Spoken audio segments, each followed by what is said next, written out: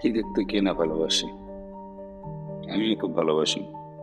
আর সেই জন্যই মাঝে মাঝে চলে যাই পাখি দেখতে। আজকে যাচ্ছি পূর্ব বর্ধমান জেলার পূর্বস্থলী। সেখানে চুপিচর বলে একটা অক্সবো লেক আছে। তাকে কেন্দ্র করেই সেখানে প্রচুর পাখির আনাগোনা।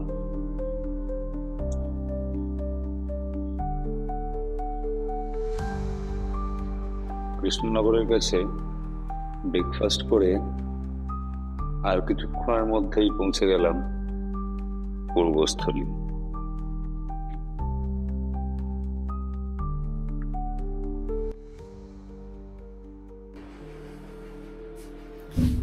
আমরা আজকে পূর্বস্থলী এসেছি পাখি দেখতে। অলরেডি অরেঞ্জ হেড থ্রাশের খুব ভালো ছবি এবং ভিডিও তুলেছি। ভোর 5টায় বেরিয়ে 10টায় পৌঁছে 3 ঘন্টা জঙ্গলের ভেতরে বসে যতটা হয়েছে তোলা হয়েছে। তো দেখে নেওয়া যাক ছবি আর ভিডিওগুলো। Orange red trash.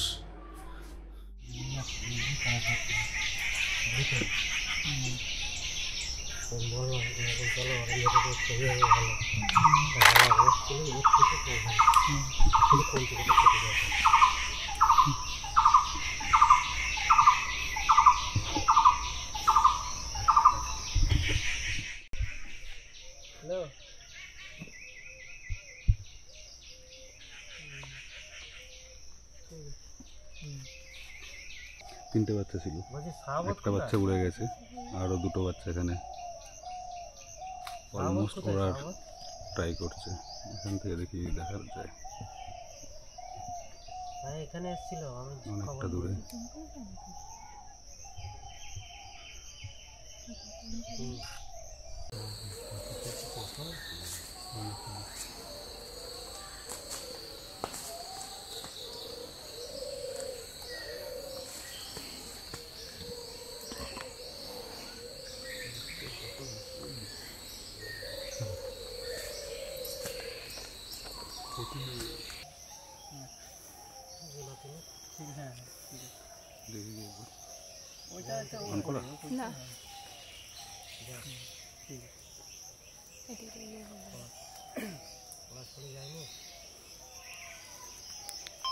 ভিডিও তোলার পর আমরা একটা ছোট গেস্ট হাউসে এসেছি জাস্ট ফ্রেশন আপ হওয়ার জন্য।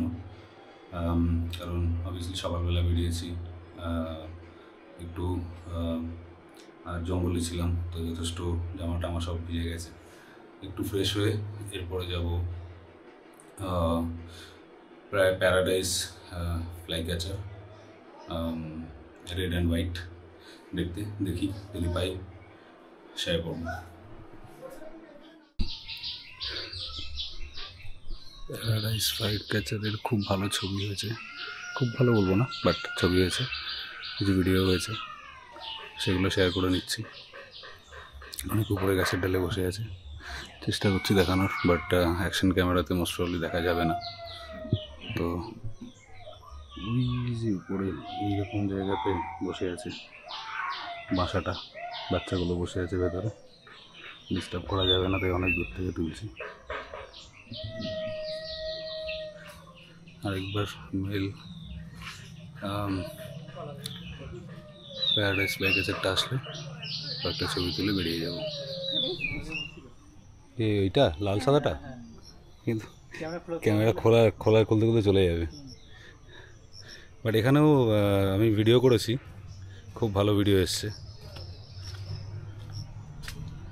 খারাপ লাগছে না, ন্যাচারালি লাগছে এবং মানে আমার কিন্তু খুব খারাপ মনে হচ্ছে না। সবুজের মধ্যে তো হ্যাঁ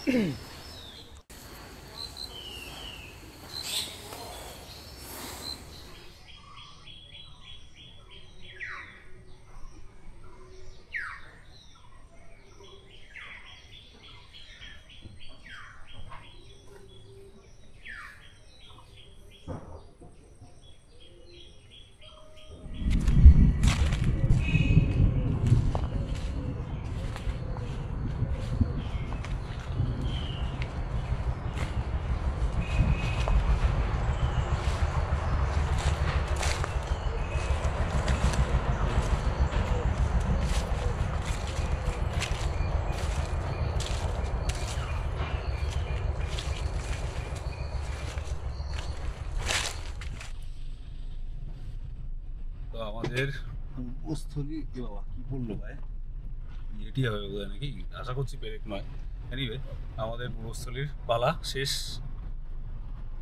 paradise fly catcher documentary shot হলো, কিন্তু যেটা হলো সেটা ভালোই হলো, খারাপ হলো না। নেস্টিং ফটোগ্রাফি করাটা খুবই টাফ, কারণ নেস্ট কে ডিস্টার্ব করে করা যায় না এবং করা উচিতও নয়। তাতে পাখিরা ডিস্টার্ব হয়ে গিয়ে অনেক রকম পথ বেছে নিতে বাধ্য হয়, যেমন বাসা ছেড়ে চলে যায়, বাচ্চাদেরকে ফেলে পালিয়ে যায়। তো যারাই নেস্টিং ফটোগ্রাফি করবেন তারা তাদের প্রচুর মানে খেয়াল রাখতে হবে এটা, যে কোনোভাবেই যেন পাখিদের ডিস্টার্ব না করা হয়। যতটা দূরে সম্ভব থেকে সেই পাখির ছবি তোলা যায়, এবং এই কারণে সবসময় এটা মনে রাখতে হবে যে more than 400 mm lens bird ফটোগ্রাফির জন্য কম্পালসারি, যাতে পাখিদের কাছে যেতে না হয়, দূর থেকে লুকিয়ে। এবং আমার ড্রেস দেখে বুঝতেই পারছেন, এই যে আমার স্কার্ফ, জঙ্গল ছাপ স্কার্ফ এবং জঙ্গল ছাপ টি শার্ট, যাতে পাখিরা আমাকে দেখতে না পায়। আমার ক্যামেরাতেও ক্যামোফ্ল্যাজ লাগানো আছে, স্লিভ লাগানো আছে ক্যামেরা লেন্সে, যাতে পাখিরা বুঝতে না পারে। তো এই জিনিসগুলো মেনটেন করলে কিন্তু খুব ভালো এক্সপিরিয়েন্স করা যাবে এবং ভালো পাখির ছবি হবে। তো আপাতত এগোচ্ছি কৃষ্ণনগরের দিকে, পূর্বস্থলী থেকে মাদারসাটে গিয়ে লাঞ্চ করার ইচ্ছে আছে। দেখি যদি ভালো কিছু খাবার দেখতে পাই তো মাদারসাটে গিয়ে আবার ক্যামেরা অন করে রেকর্ডিং করব। ওদের খাওয়া হয়নি আজকে, তার কারণ প্রচণ্ড পার্কিং ইস্যু ছিল। পার্কিং ছিলই না, 15-20 মিনিট ঘুরে ঘুরে পার্কিং না পেয়ে তারপর রাস্তার উল্টো দিকে আস্থা মিডওয়ে বলে একটা রেস্টুরেন্ট আছে, হোটেল কাম রেস্টুরেন্ট, ওখানে গিয়েছিলাম।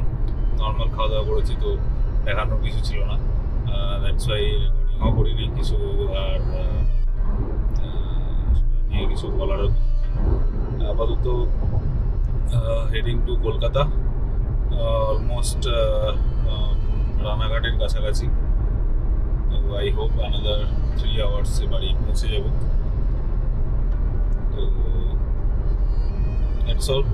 আর ওভারঅল বার্ডিং রিলেটেড ভিডিও কেমন লাগলো, আরও ইন ডিটেলসে কিছু ইনফরমেশন যদি দরকার হয়, যদি মনে হয় যে আমার দেওয়া উচিত, তাহলে কমেন্ট বক্সে জানান যে আর কি আপনারা জানতে চান।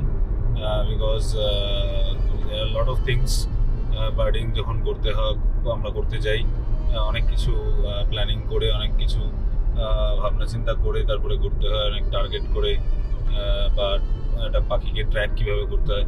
এই জিনিসগুলো যদি জানতে চান তাহলে আমাকে কমেন্ট বক্সে জানান। ইন ফিউচার আমি চেষ্টা করব এইরকম ইনফরমেশনগুলো দিয়ে ভিডিওগুলো বানানোর, এবং যাতে আপনারাও যারা পক্ষীপ্রেমী এবং পাখি দেখতে ইচ্ছুক, তারাও যেন সেই জিনিসগুলো কাজে লাগিয়ে বার্ডিং করতে পারেন।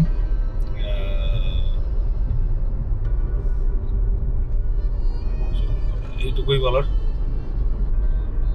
ভালো লাগলে like, share, comment, and if not subscribe the channel.